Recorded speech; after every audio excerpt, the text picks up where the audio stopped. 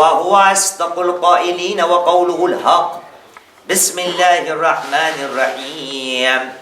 قل إنما أعظكم بواحدة أن تقوموا لله مثنى وفرادى ثم تتفكروا. آمنا بالله صدق الله العلي العظيم وصدق رسوله الكريم ونحن على ذلك من الشاهدين. رب اشرح لي صدري ويسر لي أمري واحلل عقدة من لساني يفقهوا قولي. صلوا على محمد وآل محمد. اللهم صل على محمد وآل محمد. نور وجوهكم بالصلاة على محمد وآل محمد. اللهم صل على محمد وآل محمد. حضروا وفاكم بالصلاة على محمد وآل محمد. اللهم صل على محمد وآل محمد. طيبوا أنفاسكم بأعلى أصواتكم بالصلاة على محمد وآل محمد. اللهم صل على محمد وآل محمد. وعجل فرجكم. صلوا على محمد وآل محمد. اللهم صل على محمد وآل محمد. وعجل فرجكم. Dans le Saint-Coran, il y a un verset qui est bizarre. Quand on lit ce verset-là, il y a beaucoup de questions qui se posent.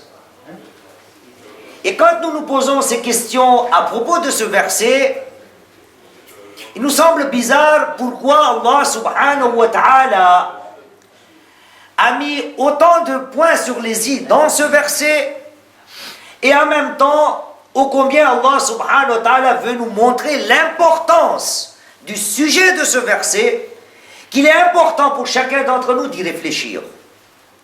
Exposons d'abord le verset. Allah subhanahu wa ta'ala dans Surat Al-Saba, c'est le chapitre 34 du Saint-Coran, verset 46. 34, 46. Allah subhanahu wa ta'ala dit à son prophète, donc notre prophète Muhammad sallallahu alayhi wa sallam,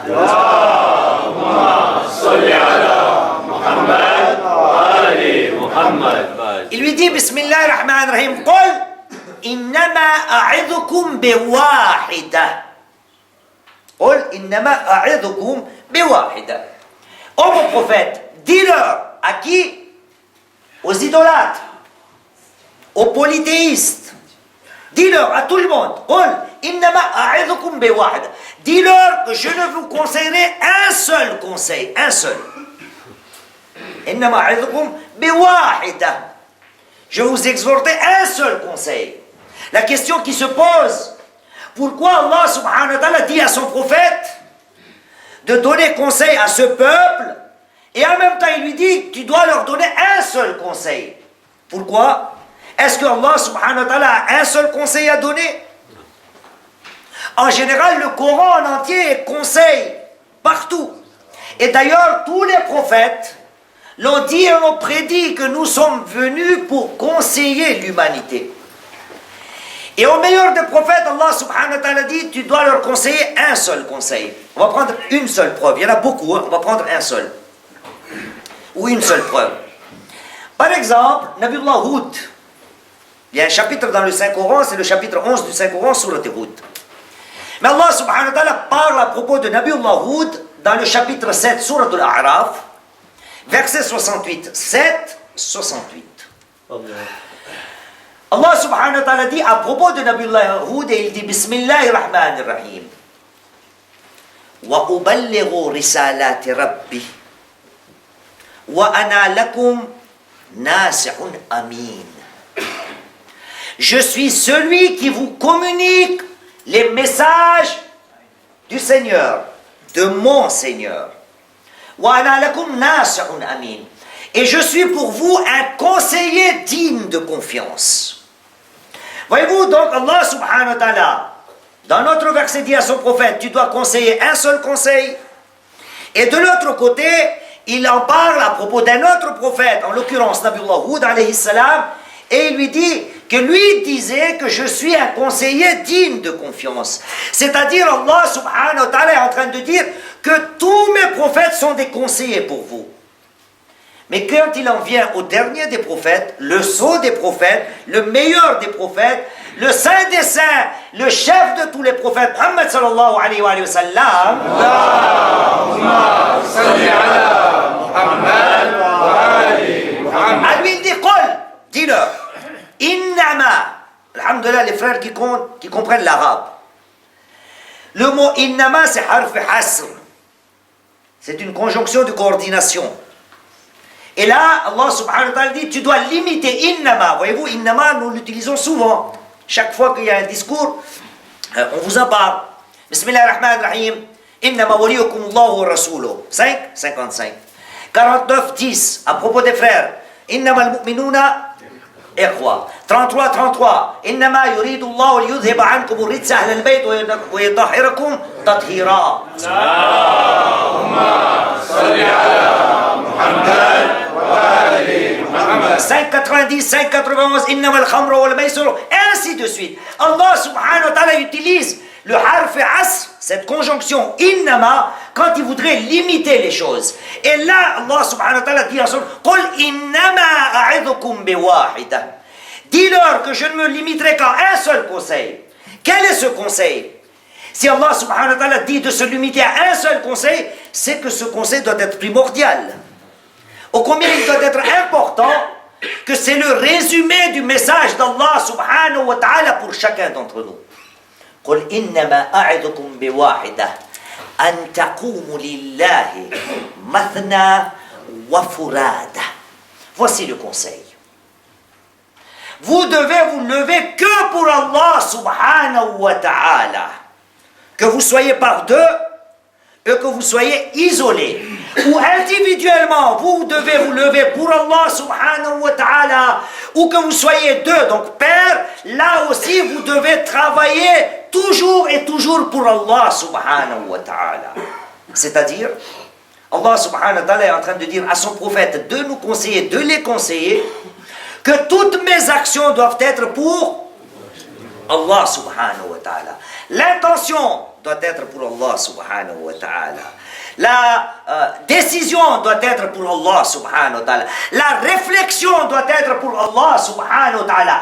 À chaque fois, à tout moment de ma vie, je dois essayer de m'effacer. C'est ce qu'on appelle dans la langue arabe Nukran al-Dhat. Les gens qui comprennent l'arabe. Nukran al-Dhat. En français, cela se traduit par l'abnégation. L'oubli de soi. Voyez-vous, quand je suis allé vérifier aujourd'hui dans le dictionnaire, que veut dire abnégation? Et donc dans le dictionnaire, peut-être Larousse, je ne sais pas quel dictionnaire, voilà ce qu'on nous dit, la traduction de l'abnégation. Abnégation veut dire sacrifice total pour autrui en ce qui est essentiel pour soi. Sacrifice total pour autrui en ce qui est essentiel pour soi. Et donc Allah subhanahu wa ta'ala dit à son prophète, vous devez individuellement oublier votre vous-même, donc votre soi, et tout faire pour Allah subhanahu wa ta'ala. Voyez-vous, cette action, ce n'est pas une action facile. L'acte de s'oublier soi-même, nukran al-dhat, oublier son ego, se dire que je suis. Voyez-vous, nous, en Madagascar, alhamdoulilah, beaucoup de frères, nous sommes tous de Madagascar. Je ne sais pas si ici, en France, on utilisait ce mot-là, mais je me souviens quand nous étions en Madagascar, quand nous étions petits, enfants, adolescents, quand quelqu'un était vantard, orgueilleux, on disait « Je suis pas le c'est moi. Hein? » C'est ce qu'on disait. Il a trop la maladie de « je suis ». Je suis quelqu'un. Et donc Allah subhanahu wa ta'ala dit, je vais vous conseiller, ou oh mon prophète, tu dois leur conseiller un seul conseil, l'abnégation, l'oubli de soi. Et donc, chers frères, voyez-vous, ça, ce n'est pas une action facile. Et pourtant, pour réussir dans ce bas monde, Allah subhanahu wa ta'ala nous dit, tu dois tout oublier sauf moi. Tu dois t'effacer pour moi. Tes actions doivent être pour moi. même s'il y va de ton honneur à toi, s'il y a action pour Allah subhanahu wa ta'ala, tu dois avoir cette qualité-là, l'abnégation. Sallu ala Muhammad wa ala Muhammad. Allahumma salli ala Muhammad wa ali Muhammad. C'est la même chose de l'autre côté. Voyez-vous, les tyrans de ce bas monde, ceux qui sont oppresseurs, ou bien moi-même, quand j'ai envie de quelque chose, quand je désobéis à Allah subhanahu wa ta'ala, quand je commets des péchés d'Allah subhanahu wa ta'ala, pourquoi? Parce qu'il y a un amour propre. J'aime ça. J'aime ces choses-là. J'y prends plaisir.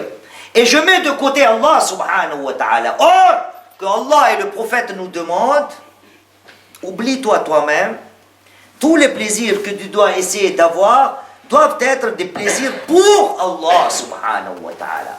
Mais comment faire cela? Le don de soi, le sacrifice pour autrui, et oublier son soi. Nous avons beaucoup d'histoires de nos prophètes et de nos imams. Mais je vais vous conter une histoire de nos érudits, pour vous expliquer ô combien cela n'est pas facile. En faire un discours, c'est très facile.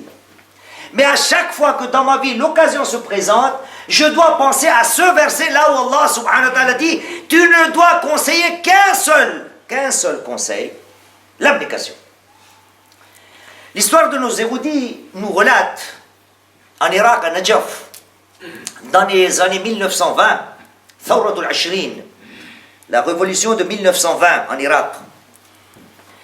Et en ce temps-là, nous avions eu un érudit rempli beaucoup de vertus, dont le nom est Ayatullah al-Sheikh Muhammad Taqi al-Shirazi. Ayatullah al-Sheikh Muhammad Taqi al-Shirazi. Et l'histoire nous relate qu'il avait 80 ans. Très vieux. Et voyez-vous, l'histoire nous dit, quand les gens venaient demander à propos de Cheikh Muhammad Taqi al-Shirazi, et on posait la question, comment est-il? Est-il adil? Adil, donc juste, honnête, loyal. On parle là pas de la justice des tribunaux, de la justice spirituelle, l'intégrité morale de Ayatullah. C'est-à-dire, est-ce qu'on peut le suivre de la même façon que quand quelqu'un doit suivre quelqu'un? Dans quoi? Pas taqlid. Dans la prière en assemblée. On va prendre mon exemple. Suis-je adil? Et donc, le mot adil, être juste dans la jurisprudence, ne veut pas dire être équitable. Croyez-vous que je suis équitable, moi? Non, justement, non. Je pense. Inch'Allah. J'ai 5 enfants. J'ai 5 enfants. Il y en a un, le plus âgé, il en a 21, et le dernier, il en a 7 ou 8. Voyez-vous, vous êtes sûr et certain que je suis plus attiré par le dernier, non? Et donc je ne suis pas équitable.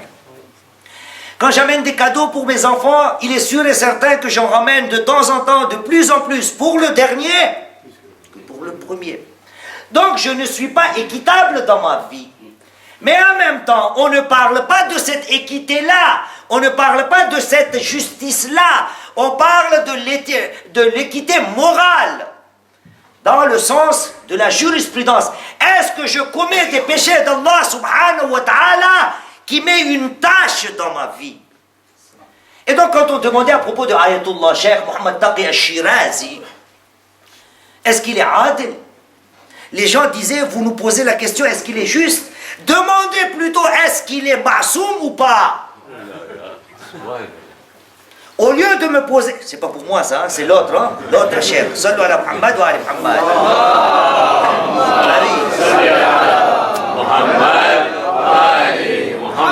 Faut pas que vous commencez à confondre en disant, hein, cheikh, il a pris des zigzags pour parler de lui-même. Non, non, non, non, je suis très loin de ça. Quand on demandait des vertus de Cheikh Muhammad Taqi, Ayatullah Cheikh Muhammad Taqi al-Shirazi, quand on demandait à propos de lui, est-ce qu'il a des vertus, est-ce qu'il est croyant, est-ce qu'il est pieux, est-ce qu'il est juste, honnête, loyal, dans son intégrité, on disait en réponse, demandez plutôt est-ce qu'il est ma'soum ou pas ma'soum, demandez plutôt est-ce qu'il est infaillible ou pas infaillible. Bien sûr, il était infaillible.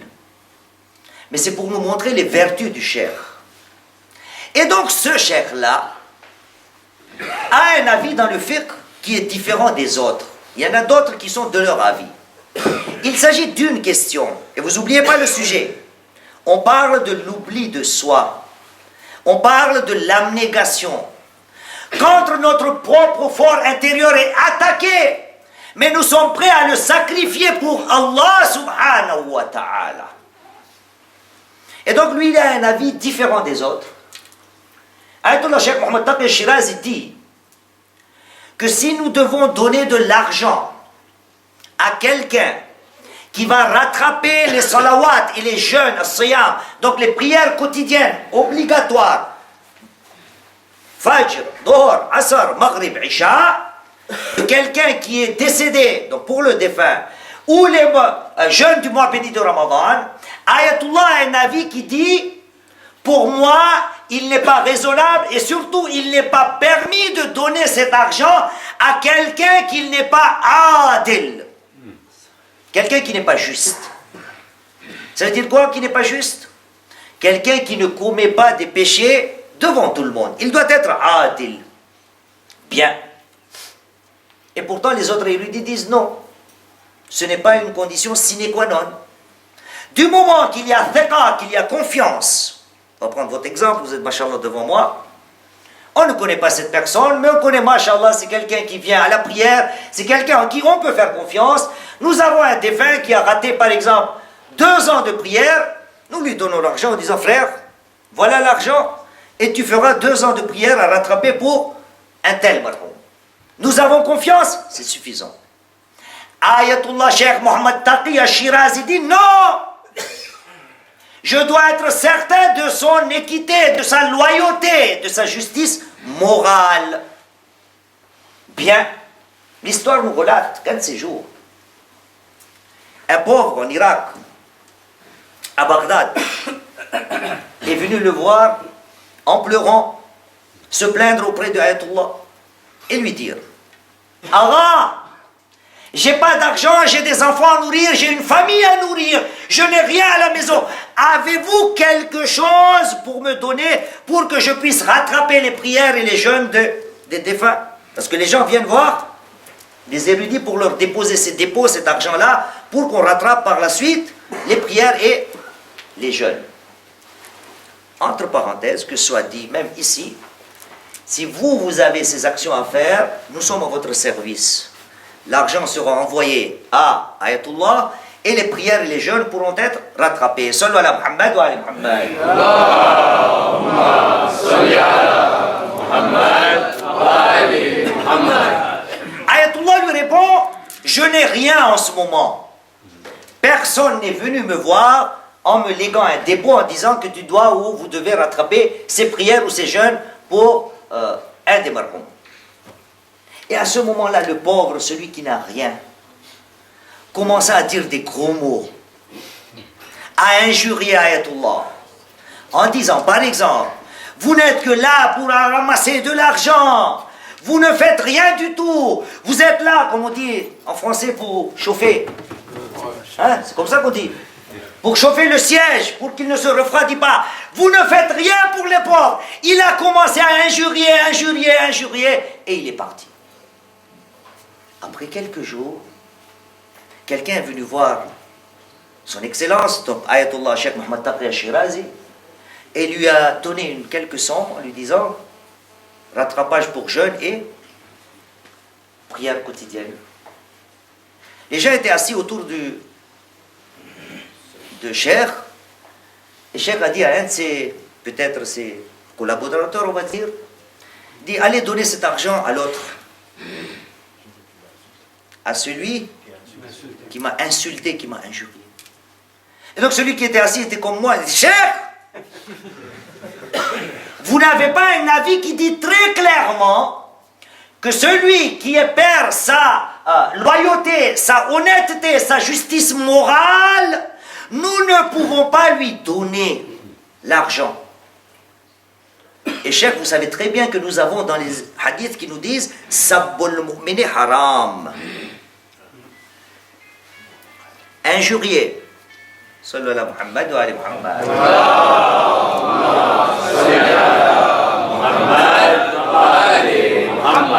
Injurier le croyant Et donc nous avons vécu ça ensemble, nous étions témoins qu'il a commis un acte haram devant tout le monde.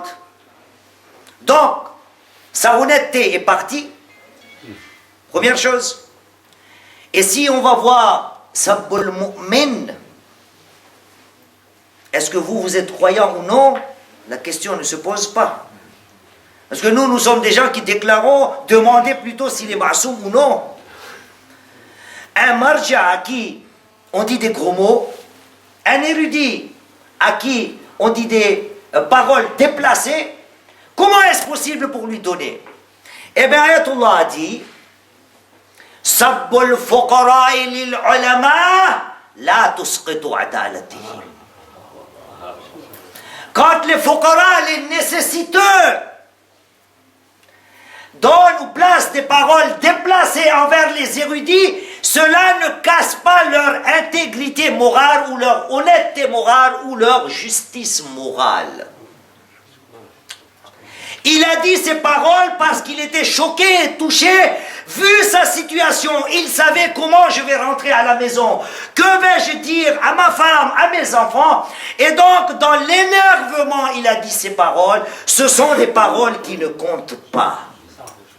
Allez lui donner l'argent pour subvenir à ses besoins et qu'il puisse rattraper les jeûnes et les prières d'un de ses défunts. Voyez-vous, chers frères, le cheikh nous montre, c'est ce qu'on appelle Nukran al-Dhat. Il s'est effacé devant Allah subhanahu wa ta'ala. C'est pas parce qu'il a été attaqué qu'il va se maintenir sur cette attaque. Non. Pour Allah subhanahu wa ta'ala, qu'est-ce qu'il fait? Il fait l'abnégation. Il oublie son plus. C'est pour ça. De l'autre côté, si nous voyons les tyrans, c'est le contraire. Une parole déplacée, la prison. Un acte déplacé, les tortures. Et ainsi de suite dans le monde entier. Pourquoi tout cela? Pour son propre amour. Voilà pourquoi le prophète Muhammad sallallahu alayhi wa sallam,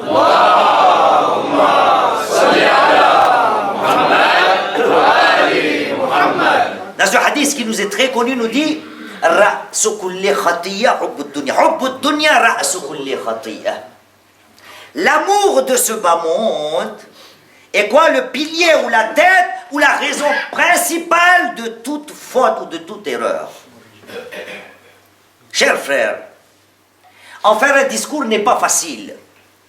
Et nous savons très bien de quelle manière nos imams nous ont montré que devant Allah subhanahu wa ta'ala, nous nous effaçons, nous nous oublions nous-mêmes.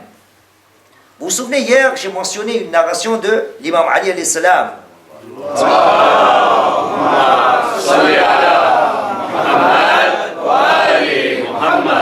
Hier, dans le majlis.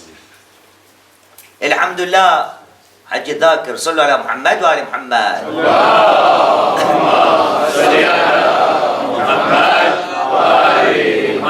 Sallu ala Muhammad wa ali Muhammad.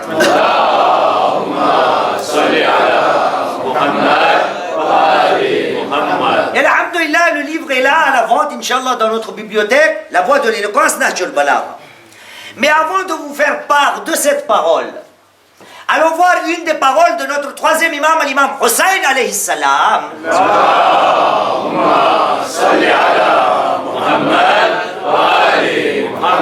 Notre troisième imam nous enseigne par le biais de cette parole remplie de sagesse. Il nous dit, il me semble, c'est dans Dua et Arafat, le jour qu'on vient de passer.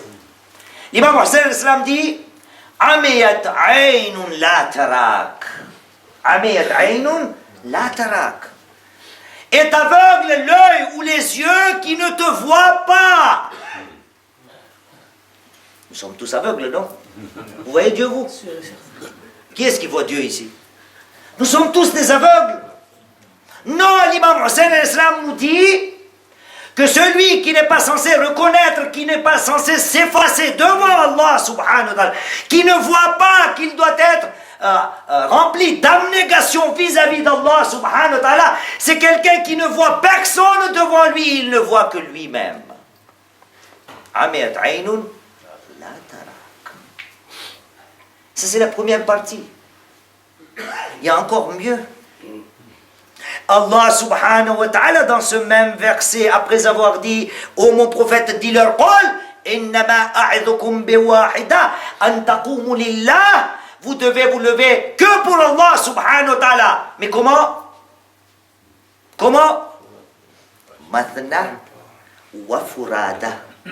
Que vous soyez père, ou que vous soyez isolé, individuellement. C'est-à-dire, Allah subhanahu wa ta'ala nous dit individuellement, la question doit se poser, et entre nous, la même question doit se poser. Qui suis-je pour écraser un tel? Qui suis-je pour faire du mal à un tel? Qui suis-je pour lancer des paroles, des mauvaises paroles à un tel? Qui suis-je devant Allah subhanahu wa ta'ala? Je ne suis rien du tout. Mathna wa furada. Thumma tatafakkaru. Et après songez, réfléchissez, d'où est-ce que vous venez? Où est-ce que vous allez partir? Et quelle est votre fin? L'abnégation n'est pas facile à mettre en pratique dans la vie de chacun d'entre nous. Mais en même temps, c'est un verset dans lequel Allah subhanahu wa ta'ala, tu dois conseiller ce seul conseil. C'est le résumé de notre vie. Si nous arrivons à maîtriser notre ego, si nous arrivons à oublier son soi, Inch'Allah, c'est le paradis. Vous vous souvenez d'une narration? Je vous ai dit, je vous ai promis l'autre narration d'hier. Analysons cette narration-là. Dans un livre, c'était page 666, mais je viens de le revérifier. Dans l'actuelle impression, c'est à la page 708. Et c'est toujours la dernière parole de l'imam Ali, alayhi salam, dans Nahj al-Balagha.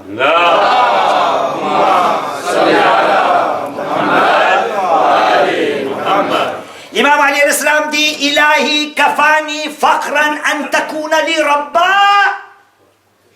wa kafani izzan an akuna laka abda. Ilahi wajadtuka kama urid faj'alni kama turid. Ô mon Seigneur, il suffit à ma fierté que tu sois mon Seigneur. Ilahi kafani fakhran an takuna li rabba. L'imam al-Islam dit, pour ma fierté, cela est suffisant que toi, Allah subhanahu wa ta'ala, tu es mon Seigneur.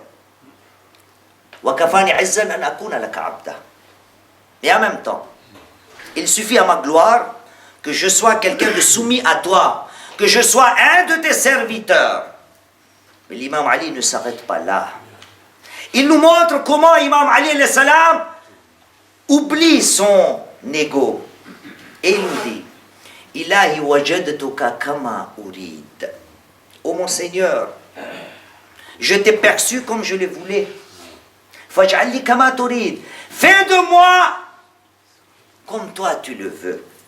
Et je vous ai déjà parlé ici même à Salatul Jumu'ah. Ça, c'est une parole qui est digne de l'imam Ali alayhi salam. C'est une parole qui n'est pas digne de moi. Moi, je ne peux pas prononcer ces paroles. Pourquoi? Parce que je ne connais pas Allah subhanahu wa ta'ala.